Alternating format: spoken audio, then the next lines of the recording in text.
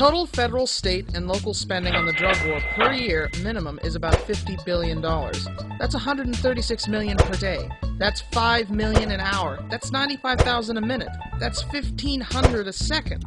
To give you all an idea of how much that is, I'm going to time a few minutes while we go do something else. That something else is a little tutorial. I think you all need a lesson in why the drug trade is so effective. So I present the drug war in a nutshell. Here's how it works. Drug mules, many of them women, are recruited in places like Colombia. Then they swallow 60 to 100 latex-wrapped drug pellets, usually cocaine, and sent on an airplane to go into the U.S. Often there are many mules on one plane to increase the chances of at least one or two getting through. In fact, occasionally, customs officials will get anonymous tips that there is a mule on the plane, sacrificing one so that the rest can get through. Sometimes the mules only swallow the drugs, but sometimes there are women called triple packers, where they swallow them, shove them up their butt, and also insert them in their... well, you get the idea. And these mules are not bad people most of the time. Often they are pulled in by the allure of making money like they'd never seen before. In Colombia, being paid to be a drug mule can net you a lot of money. If it's $5,000 American, as of August 2005, that's 11.5 million Colombian pesos. That's enough to buy a house. The drug lords are always changing their tactics for how to best get people through. If airport security violated every single privacy consideration and x-rayed every person to come through there, then the drug lords would get a handle on that and find other ways. And for this intricate cat-and-mouse game, what do they have to show for it?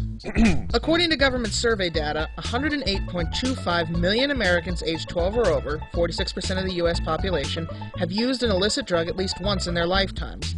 35.1 million Americans aged 12 or over, 14.9% of the U.S. population, had used an illicit drug during the previous year. From 1982 to 2003, 26,819,900 people were arrested on drug-related charges. Of those, 20.3 million were arrested for simple possession.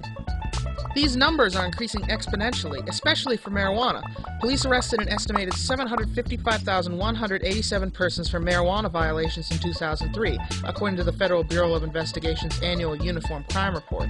The total is the highest ever recorded by the FBI and comprised 45% of all drug arrests in the United States. At current rates, a marijuana smoker is arrested every 42 seconds in America. Of those charged with marijuana violations, 88%, some 662,000 Americans, were charged with possession only.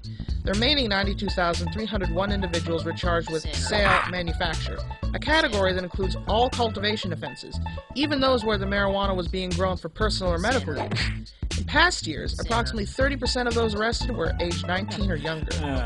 In 2001, drug law violators comprised 20.4% of all adults serving time in state prisons, 246,100, and constituted 55% of all federal inmates, 78,501.